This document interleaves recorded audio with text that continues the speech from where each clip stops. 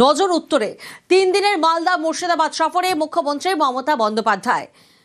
সোমরাজ প্রতিনিধি আমাদের সঙ্গে রয়েছেন। সোমরাজ, মুখ্যমন্ত্রী মমতা বন্দ্যোপাধ্যায়ের সফরসূচি সম্পর্কে কি জানা যাচ্ছে?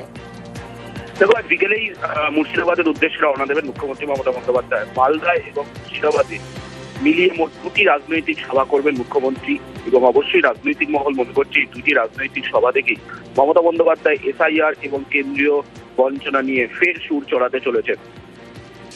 আগামীকাল মালদার গাজল মাঠে সভা করবেন মমতা বন্দ্যোপাধ্যায়। মূলত মালদার গাজল কলেজের মাঠে এই সভা করবেন, এবং বৃহস্পতিবার মুর্শিদাবাদের বহরমপুর স্টেডিয়ামে রাজনৈতিক সভা করবেন মুখ্যমন্ত্রী। মালদা এবং মুর্শিদাবাদ এই দুটি রাজনৈতিক সভা থেকেই একদিকে যেমন এসআইআর, অন্যদিকে কেন্দ্রীয় বঞ্চনা ইস্যু নিয়ে সুর চড়াবেন মমতা বন্দ্যোপাধ্যায়, এবং বৃহস্পতিবারই কলকাতায় ফেরার কথা মুখ্যমন্ত্রীর। বেশ।